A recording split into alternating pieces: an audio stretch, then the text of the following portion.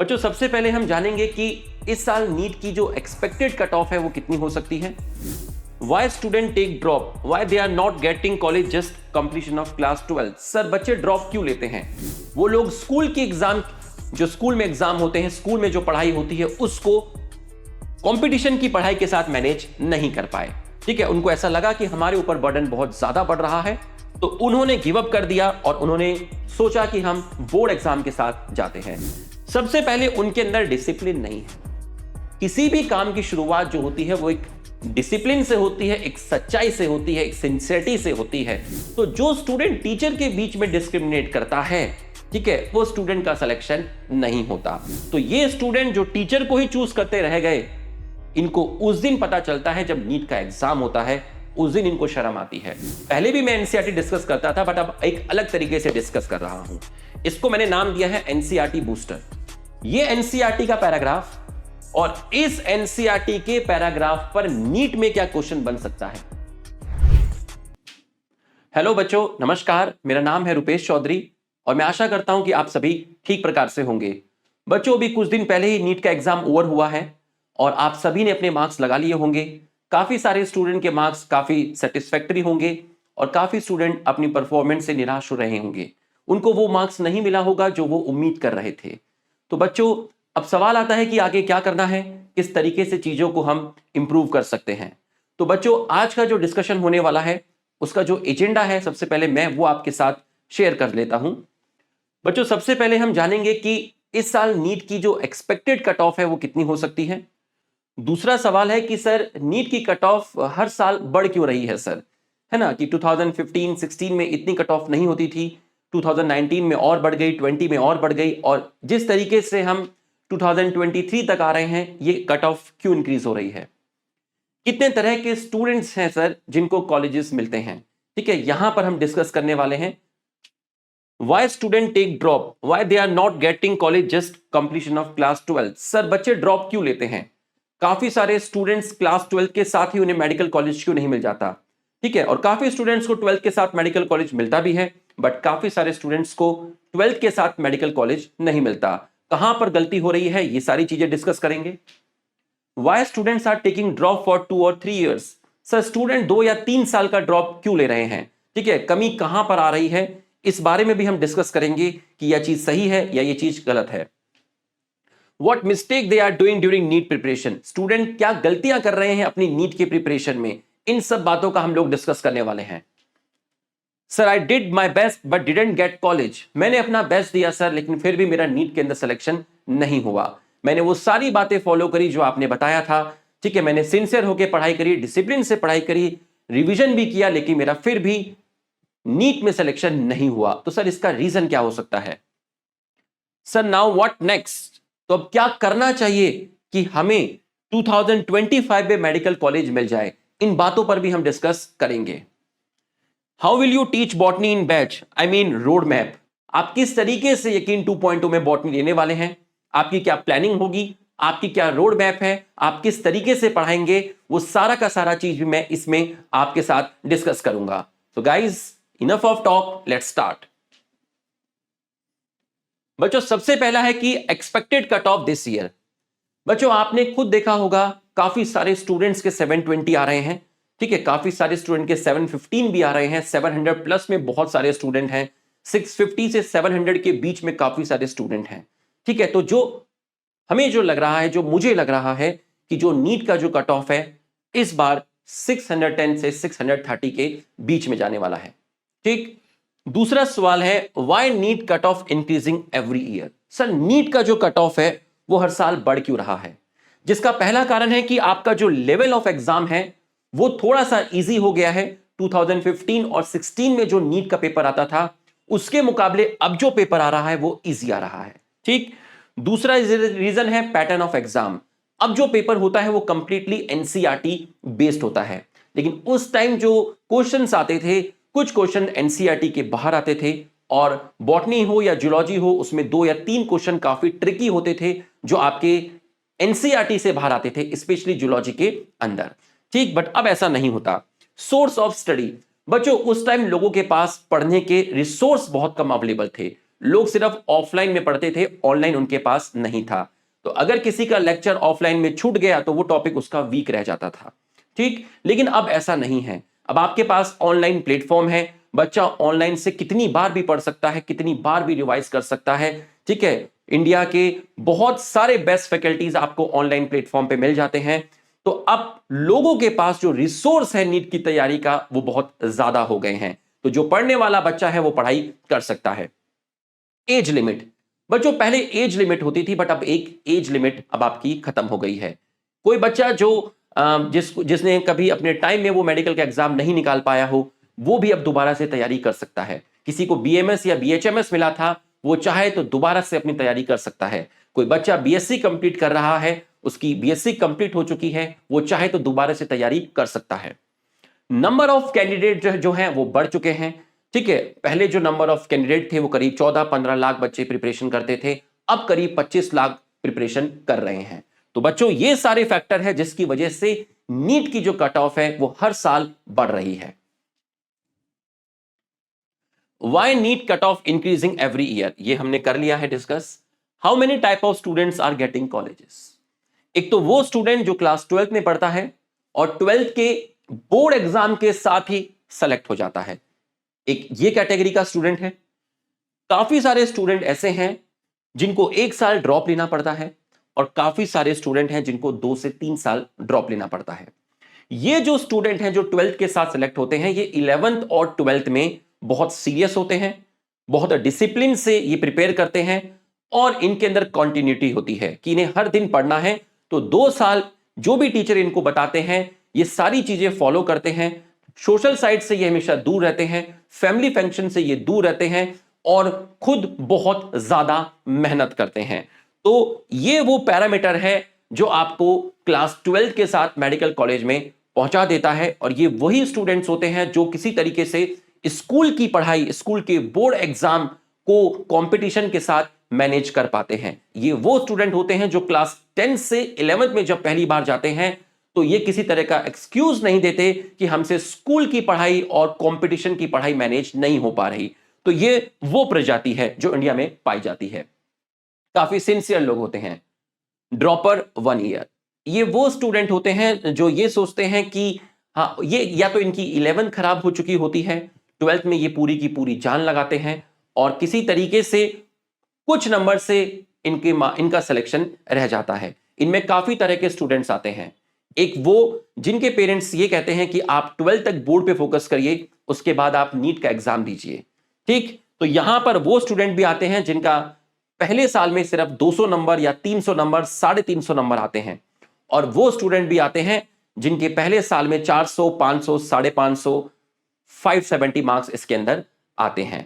ठीक, तीसरी कैटेगरी में स्पेशली उन स्टूडेंट का सिलेक्शन होता है जो ड्रॉप लेने के बाद दूसरे साल में कुछ नंबर से रह जाते हैं। कट ऑफ जा रही थी 610 और इनको मिला 570, 580, 560। तो कुछ नंबर से सिर्फ 4 या 5 क्वेश्चन इनके सही अगर हो जाते तो ये किसी मेडिकल कॉलेज में पहुंच जाते। ठीक है, तो ये इस तरह की कैटेगरी है स्टूडेंट्स की जो प्रिपरेशन करती है। ठीक, तो आप खुद देख लीजिए इस साल आपकी कट ऑफ कितनी जा रही है। ठीक है, तो काफी सारे स्टूडेंट होंगे जो 550 से 580 और 590 के बीच में आएंगे। क्या इन्होंने प्रिपरेशन नहीं की? बिल्कुल की। क्या ये मन बुद्धि है? बिल्कुल भी नहीं है।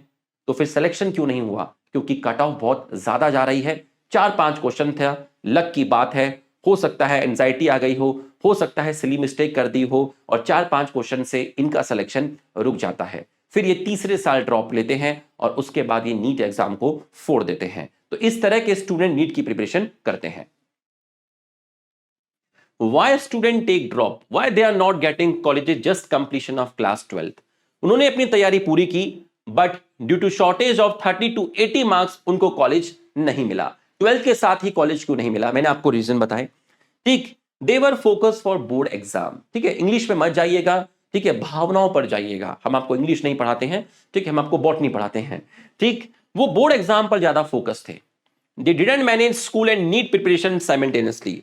वो लोग स्कूल की एग्जाम, जो स्कूल में एग्जाम होते हैं, स्कूल में जो पढ़ाई होती है उसको कंपटीशन की पढ़ाई के साथ मैनेज नहीं कर पाए।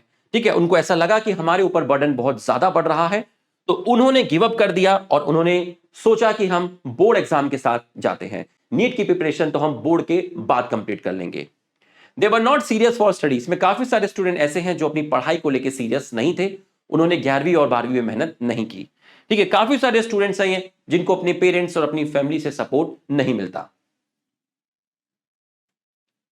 Y students are taking drop for 2 और 3 ईयर्स, स्टूडेंट ड्रॉप क्यों ले रहे हैं? काफी सारे स्टूडेंट हैं जिनके पहले साल में 250 से 350 नंबर आते हैं। काफी सारे स्टूडेंट हैं जब वो सेकेंड ड्रॉप लेते हैं तो उनके 570 से 590 आते हैं। तो यहां पर जो चांसेस होते हैं, मैक्सिमम स्टूडेंट का यहां पर सिलेक्शन हो जाता है, बट काफी सारे स्टूडेंट होते हैं जो सेकेंड ड्रॉप में 570 से 590 आ रहे हैं। थोड़ा सा लक फैक्टर इनके साथ जाता, थोड़ी सी 3-4 क्वेश्चन में इसलिए मिस्टेक नहीं करते, तो ये स्टूडेंट जो तीसरे साल में सेलेक्ट हो रहे हैं, ये स्टूडेंट दूसरे साल में ही सेलेक्ट हो जाते। तो अगर मैं जनरल कहूं कि बच्चा 12th के साथ भी सिलेक्ट होता है, पहले ड्रॉप में भी सिलेक्ट होता है, और दूसरे ड्रॉप में तो मैक्सिमम स्टूडेंट सेलेक्ट हो ही जाता है। तीसरे तक अब कंपटीशन इतना बढ़ गया है कि लोग तीसरे ड्रॉप तक भी जाने लगे हैं, क्योंकि दूसरे ड्रॉप पे कहीं ना कहीं किस्मत ने उनके साथ धोखा दे दिया। यहां उन्होंने पढ़ाई की थी, लेकिन कहीं ना कहीं कुछ सिली मिस्टेक हुई जिसकी वजह से वो यहां पर वो चीज अचीव नहीं कर पाए।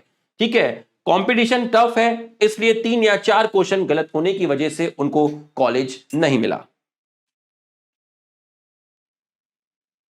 What mistake they are doing during NEET preparation, बच्चे क्या गलती कर रहे हैं अपने नीट प्रिपरेशन में, उसमें भी हम डिस्कस करते हैं। सबसे पहले उनके अंदर डिसिप्लिन नहीं है। किसी भी काम की शुरुआत जो होती है वो एक डिसिप्लिन से होती है, एक सच्चाई से होती है, एक सिंसियरिटी से होती है। ठीक है, आप ऐसे ही रैंडमली किसी चीज की प्लानिंग नहीं करते, तरीके से चीजों की प्लानिंग की जाती है।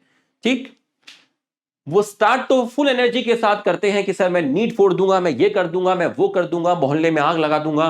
ठीक है, लेकिन 1 या 2 महीने के बाद वो गिव अप कर जाते हैं और पढ़ाई को छोड़ देते हैं। दे वर नॉट स्टडिंग डेली, वो डेली पढ़ाई नहीं कर रहे थे। कभी कभी वो एक दिन में 12 घंटे पढ़ रहे थे, और कभी कभी वो एक दिन में 1 घंटा, या फिर वो कुछ भी नहीं पढ़ रहे थे। लैक ऑफ कंसिस्टेंसी, डेली पढ़ाई करनी है, ये लोग डेली पढ़ाई नहीं कर रहे थे। इनके पास प्रॉपर रिवीजन स्ट्रेटेजी नहीं है।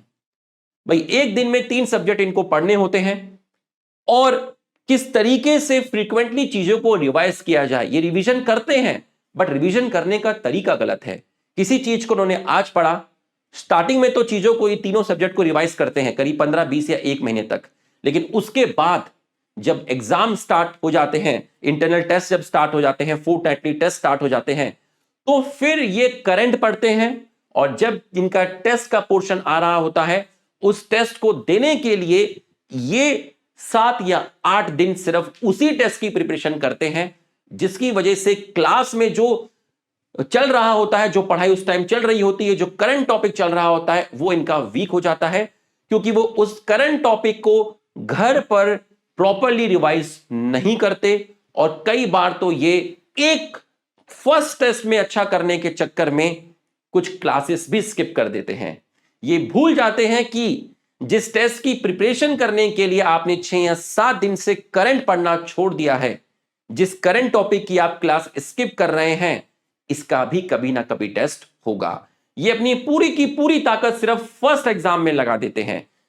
फर्स्ट एग्जाम में इनके मार्क्स भी अच्छे आते हैं, सेकंड में भी आ जाते हैं, लेकिन थर्ड फोर्थ से इनकी परफॉर्मेंस खराब होनी स्टार्ट हो जाती है। प्रॉपर रिवीजन स्ट्रेटेजी इनके पास नहीं है। ये स्टूडेंट रिवीजन करने से भी डरते हैं। इनको लगता है कि हम रिवीजन करेंगे और रिवीजन करने में कहीं हम पुराना टॉपिक भूल ना गए हों, इससे अच्छा जो करंट चल रहा है हम उसी को पढ़ लें और जल्दी जल्दी टॉपिक को कंप्लीट करें। बट ये गलत है, आपको रिवीजन तरीके से करना है। ये कुछ स्टूडेंट ऐसे होते हैं जो रिवीजन करते हैं, हर 15 या 20 दिन में रिवीजन करते हैं, बट उससे काम नहीं चलता। आपको स्टार्टिंग में रिवीजन्स के जो गैप हैं उनको कम रखना पड़ेगा। ठीक है, किसी चीज को आज आपने 1 घंटे में पढ़ा है तो उसको कल भी पढ़िए, कल वो आधे घंटे में हो जाएगी, 4th डे वो 15 मिनट में हो जाएगी, 6th डे में वो 10 मिनट में हो जाएगी, 15 डे में वो 5 मिनट में हो जाएगी। ये इस तरीके से नहीं पढ़ते। ये सोचते हैं कि एक ही चीज को 5 बार रिवाइज क्यों करें, हम 15-15 मिनट 15-15 दिन के गैप में रिवाइज करेंगे। और जब भी ये 15-15 दिन के गैप में रिवाइज करते हैं, वो चीज इन्हें हमेशा फ्रेश ही मिलती है। इनको 1 घंटा या 40 मिनट या 45 मिनट हमेशा लगता है।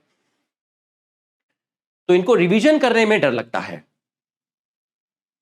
ये टीचर्स में बिलीव नहीं करते, ये पूरे साल टीचर ही सेलेक्ट करते रहे, ये यूट्यूब पर कमेंट ही करते रहे कि मैं इनसे पढ़ूं या इनसे पढ़ूं, यार फिजिकल केमिस्ट्री में बेस्ट टीचर कौन सा है, यार ऑर्गेनिक में बेस्ट कौन सा है, इनऑर्गेनिक में बेस्ट कौन सा है, जूलॉजी में बेस्ट कौन सा है, बॉटनी में बेस्ट कौन सा है। ये टीचर में ही डिस्क्रिमिनेट करते रहे कि किससे पढ़ूं। आप खुद सोचिए, आप खुद आसपास देख रहे होंगे बच्चों को किस तरह के इतने बढ़िया बढ़िया स्कोर आ रहे हैं। इंडिया में इतने सारे ऑफलाइन ऑनलाइन प्लेटफॉर्म हैं, आप देख रहे होंगे कि ऑफलाइन कोचिंग से भी कितने लोगों के सिलेक्शंस हो रहे हैं, किस तरह के स्कोर्स आ रहे हैं। क्या इंडिया के सारे बच्चे जो ऑफलाइन में हैं वो भी तो किसी ना किसी टीचर से पढ़ रहे होंगे? हमसे तो नहीं पढ़ रहे होंगे, किसी ना किसी टीचर से अपने ऑफलाइन कोचिंग में पढ़ रहे होंगे। क्या उनके नंबर नहीं आ रहे? क्या उनका सिलेक्शन नहीं हो रहा? बिल्कुल हो रहा है। तो जो स्टूडेंट टीचर के बीच में डिस्क्रिमिनेट करता है, ठीक है, वो स्टूडेंट का सिलेक्शन नहीं होता। पढ़ने वाला बच्चा अपनी मेहनत से सेलेक्ट होता है, टीचर एक सारथी की तरह होता है, उसको गाइड करता है, उसको अच्छी तरीके से पढ़ाता है। तो ये स्टूडेंट जो टीचर को ही चूज करते रह गए, इनको उस दिन पता चलता है जब नीट का एग्जाम होता है, उस दिन इनको शर्म आती है। तो बच्चों, किसी एक टीचर को फॉलो करिए और दिल से फॉलो करिए, उसी से पढ़ाई करिए। उसका अगर एक या दो लेक्चर समझ में ना आए तो मेहनत करिए, लेक्चर को दोबारा देखिए, लेकिन टीचर को चेंज मत करिए। ठीक, बैकलॉग कुछ नहीं होता है। बैकलॉग का मतलब होता है मक्कारी। आपने पढ़ाई नहीं की, आपका उस दिन का छूट गया, आपका बैकलॉग क्रिएट हो गया। अपने टीचर की यह बात नहीं मानते हैं। ठीक, लैक ऑफ क्वेश्चन प्रैक्टिस। इन्होंने इतनी क्वेश्चन प्रैक्टिस नहीं की, स्पेशली फिजिक्स एंड केमिस्ट्री में, जितनी इनको करनी चाहिए थी। They were active on social site. Social site पर बहुत ज्यादा एक्टिव थे, फेसबुक, इंस्टा, ट्विटर, टिंडर, इन सब चीजों पर। ठीक, सॉरी टिंडर नहीं, ठीक है। और फैमिली फंक्शंस जो है उनमें भी ये बहुत ज्यादा अपने आप को इन्वॉल्व किए हुए थे। Most of the students were busy in, काफी सारे स्टूडेंट ऑनलाइन क्लास में बिजी थे ये लिखने में कि सर फॉन्ट साइज को बढ़ाइए, हमें दिख नहीं रहा है। Sir give me everything, sir सब कुछ आप ही दीजिए, कॉन्सेप्ट भी दीजिए, डीपीपी का वीडियो सॉल्यूशन भी आप दीजिए, उस चैप्टर का वन शॉट भी दीजिए, उसके पीवाईक्यू डिस्कशन का अलग से दीजिए, एनसीईआरटी बेस्ड क्वेश्चन दीजिए, उसके बाद एनसीईआरटी समरी दीजिए, सब कुछ आप दीजिए पका के, हम खुद से कुछ नहीं करेंगे। ये this is the biggest trap, one of the biggest reason, सबसे बड़ा रीजन है सिलेक्शन ना होने का। खुद से कुछ नहीं करना, सिर्फ टीचर के ऊपर डिपेंड रहना, सब कुछ टीचर करके दे देगा। टीचर एग्जामिनेशन हॉल तक भी आपको छोड़ के आ जाएंगे, लेकिन एग्जामिनेशन हॉल के अंदर तो आपको ही पेपर सॉल्व करना है ना। वो जो मेन गेट है जहां से आपके पेरेंट्स आपको बाय बाय बोलते हैं, उस गेट के अंदर तो नरेंद्र मोदी भी एंटर नहीं कर सकते हैं। तो कुछ लड़ाइयां, कुछ जंग खुद लड़नी पड़ती है। जब आप नीट का पेपर इतने प्रेशर में, जहां आपके पेरेंट्स बाहर बैठे हुए हैं, जहां आपकी भविष्य दांव पे लगा हुआ है, उस पेपर को आप खुद से सॉल्व नहीं कर सकते, तो फिर आप खुद सोचिए कि वो जो पेपर है इतने प्रेशर में आपको ही सॉल्व करना है, तो वो पेपर आपको ही सॉल्व करना है, इससे ज्यादा मेहनत आपको करनी है। आप पूरा का पूरा टीचर पे डिपेंड हो गए हैं हर चीज करने के लिए।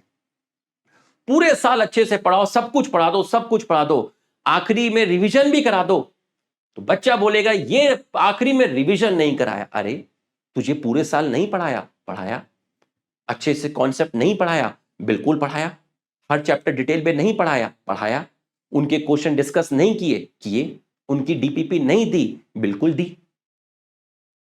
उनके वन शॉट अवेलेबल नहीं कराए यूट्यूब पर? बिल्कुल कराए। क्वेश्चन प्रैक्टिस महारिवीजन में अवेलेबल नहीं कराए? बिल्कुल कराई। तो फिर तू ये रीजन कैसे दे देता है कि रिवीजन नहीं कराया मेरा, आखिरी में तो मेरा सिलेक्शन नहीं हुआ? अरे मेरे भाई, रिवीजन करा के भी तेरा सिलेक्शन नहीं होने वाला, क्योंकि तू एक्सक्यूज देता रहा, हमेशा एक्सक्यूज देता रहा। ये वो स्टूडेंट होते हैं जो घर में अगर मम्मी ये बोले कि बेटा आटा रात में थोड़ा कम गूंदा है, आज एक रोटी कम खा लो, ये वो लोग होते हैं जो अपनी माता जी से भी कहते हैं नहीं आटा गूंदिए और एक रोटी एक्स्ट्रा दीजिए, नहीं तो मैं खाना नहीं खाऊंगा। बेटा आज लौकी की सब्जी बनी है, आज लौकी से खा लो, मम्मी की तबीयत ठीक नहीं थी, नहीं मेरे लिए तो आलू की सब्जी अलग से बना दीजिए। अरे ये तो अपने घर में भी लोगों को नहीं छोड़ते, वहां भी डसने के लिए तैयार रहते हैं। तो आप सोचिए किन लोगों का सिलेक्शन हो रहा है, किन बुद्धिजीवी का सिलेक्शन हो रहा है। जो लोग मेहनत कर रहे हैं, पढ़ाई कर रहे हैं, इन लोगों का सिलेक्शन हो रहा है। ये लाइव क्लास में जो चैट है उसमें काफी ज्यादा बिजी थे। Asking for Insta ID, Insta ID दे दीजिए, अपनी टेलीग्राम आईडी दे दीजिए, सोनिया, शिवानी, मानसी अपनी आईडी दे दीजिए। ये इन एक्टिविटी में भी बिजी थे। Sir is your note sufficient for NEET, कुछ स्टूडेंट चैट में ये लिखने में बिजी थे कि सर क्या आपके नोट्स नीट के लिए सफिशिएंट है? बताइए आप। टीचर को सजेस्ट कर रहे थे, एनसीईआरटी पे बिलीव नहीं करते, एनसीईआरटी से बाहर जाने में बिलीव करते हैं।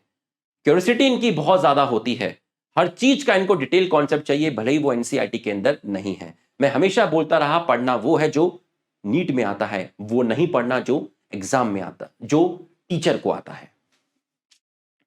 टेस्ट, टेस्ट से हमेशा डरते रहे। नंबर ऑफ टेस्ट इन्होंने बहुत कम दिए और हमेशा ये सोचते रहे जब हमारा सिलेबस कंप्लीट हो जाएगा तभी हम फुल सिलेबस के टेस्ट देंगे, नहीं तो हम देंगे ही नहीं।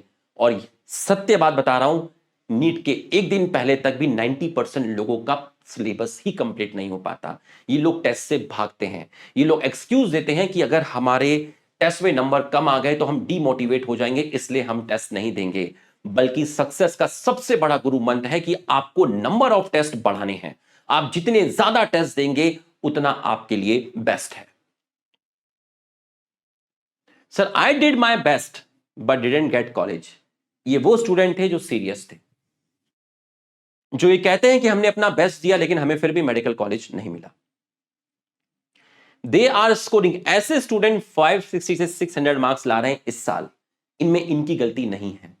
इन्होंने हर वो बात फॉलो की जो टीचर ने कहा, लेकिन फिर भी कुछ क्वेश्चन से इनका सिलेक्शन रह गया, इनमें इनकी गलती नहीं है। ये सिली मिस्टेक कर गए या 3 या 4 क्वेश्चन तो किसी के भी सही और किसी के भी गलत हो सकते हैं। बस ये समझ लीजिएगा कि ईश्वर को कुछ और ही मंजूर था। ठीक है, कुछ बड़ा आपके हाथ से छूट गया, शायद इसलिए क्योंकि कुछ बहुत बड़ा आपको मिलने वाला है। काफी सारे स्टूडेंट ऐसे थे जो एग्जामिनेशन हॉल में घबरा गए, वो डर गए, क्योंकि बाहर पेरेंट्स बैठे हुए थे। उनको मालूम था कि जैसे ही मैं एग्जामिनेशन हॉल से बाहर निकलूंगा, पेरेंट्स सबसे पहले यही पूछेंगे कि बेटा नीट का एग्जाम कैसा गया, और अगर अच्छा नहीं गया होगा तो जवाब यही होगा कि पापा अच्छा ही गया। नेक्स्ट क्वेश्चन पापा का होगा, बेटा हो जाएगा। अब डायरेक्टली ये तो नहीं कह सकते कि नहीं होगा, ये कहते हैं हो ही जाना चाहिए। तीसरा सवाल पापा का होता है, हो ही जाना चाहिए का मतलब क्या होता है? पढ़ाया है, लिखाया है, फीस दी है, होगा या नहीं होगा? अरे ठीक है ना पापा, हो जाएगा, एग्जाम का रिजल्ट आएगा तब देख लेंगे ना, अभी चलो घर चलो, भूख लग रही है। काफी सारे स्टूडेंट पेपर को देख के डर जाते हैं, उनको आता था वो भूल गए, एकदम नर्वस हो गए। ऐसे स्टूडेंट्स भी होते हैं। मैं हमेशा बोलता रहा कि पूरे साल पढ़ाई करना अलग बात है, बट नीट के दिन एग्जामिनेशन हॉल में उस प्रेशर को झेलना और वहां परफॉर्म करना, सिचुएशनल लीडरशिप, वो एक अलग चीज है। वो तभी आप कर सकते हैं जब आपने पूरी जर्नी में बहुत ज्यादा क्वेश्चन प्रैक्टिस और बहुत ज्यादा टेस्ट दिए हों।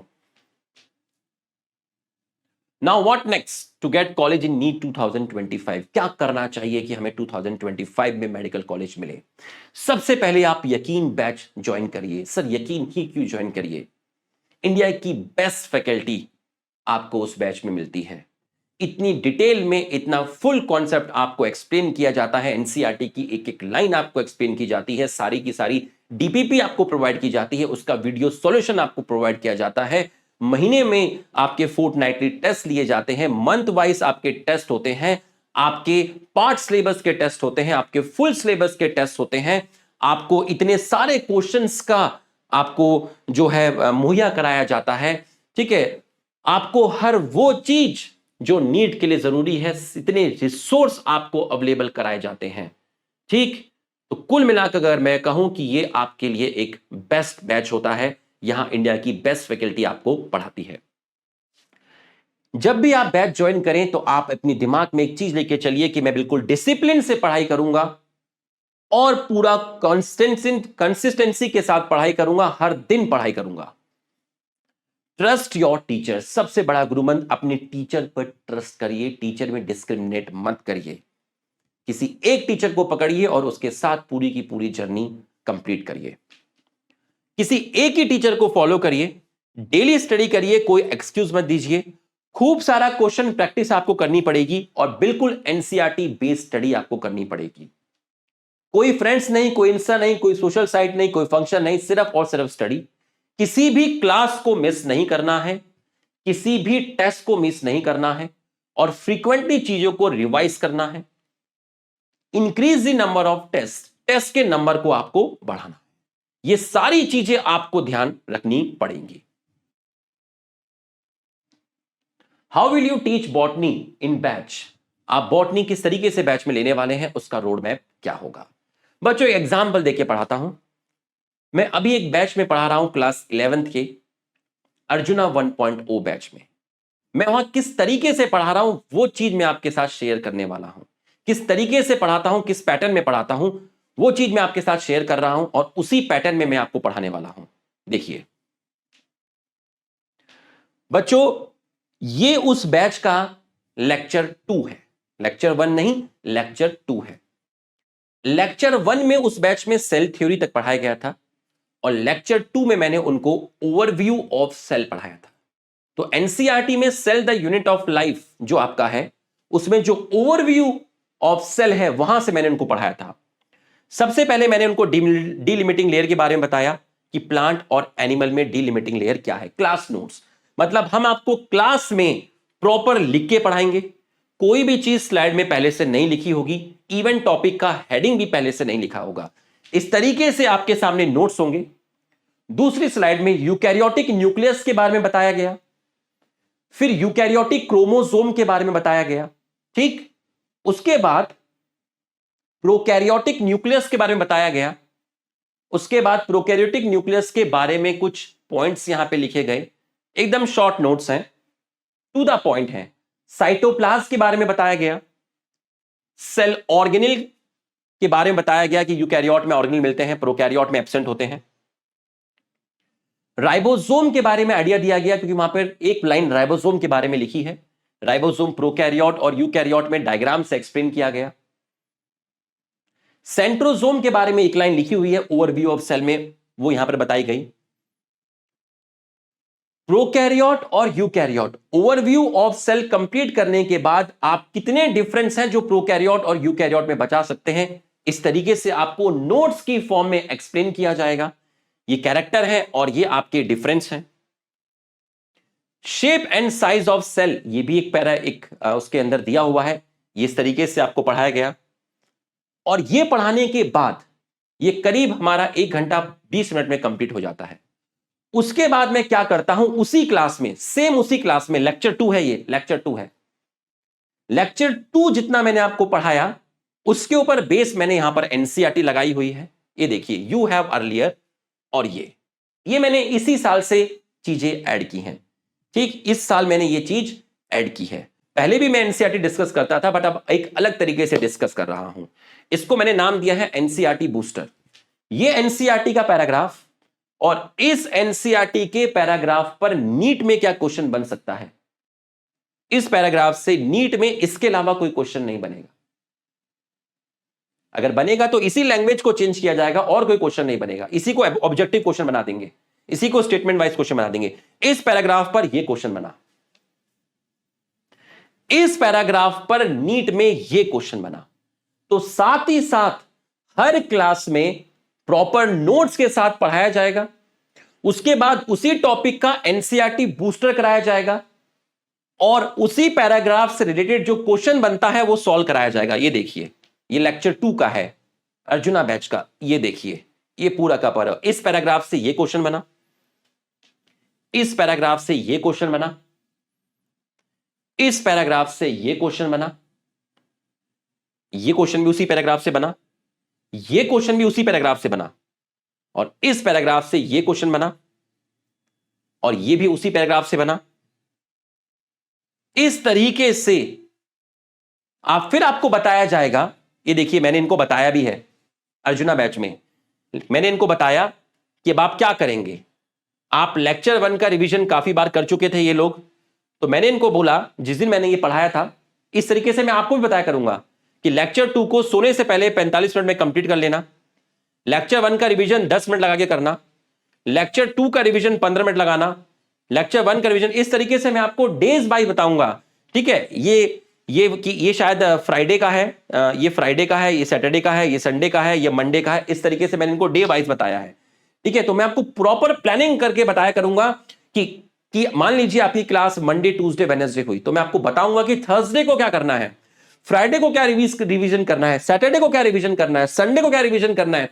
पूरे साल का रिवीजन प्लानर मैं आपको देता रहूंगा हर लेक्चर के बाद, कि भैया मंडे को ये पढ़ा, ट्यूसडे को ये पढ़ा, वेडनेसडे को ये पढ़ा। अब 4 दिन क्लास नहीं है, तो इन 4 दिन में तुझे कैसे इन 3 लेक्चर को कितने टाइम में रिवीजन करना है, ये चीज मैं आपको बताता रहूंगा। तो आपको टीचर पे विश्वास करना पड़ेगा। बेहतरीन कॉन्सेप्ट आपको मिलने वाला है। इस साल मैंने यकीन 1.0, 4.0, लक्ष्य 1.0 पढ़ाया था और बहुत बेहतरीन वहां से रिजल्ट भी आ रहे हैं। ठीक, मैंने अपने इंस्टा पे भी शेयर किए हैं, बहुत सारे रिजल्ट हैं, 700+, 690, बहुत सारे बच्चों के रिजल्ट हैं। तो बच्चों आपको मेहनत करनी पड़ेगी, टीचर पर विश्वास करना पड़ेगा।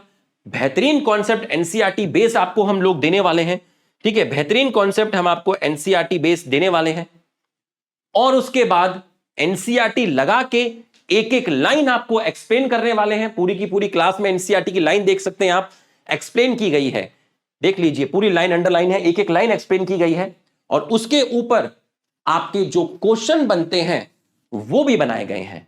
तो आपको अच्छे से लेक्चर अटेंड करना है, डेली डीपीपी आपको जो दी जाएगी वो करनी है, ये क्वेश्चंस मैं आपको क्लास में करा रहा हूं ये करना है।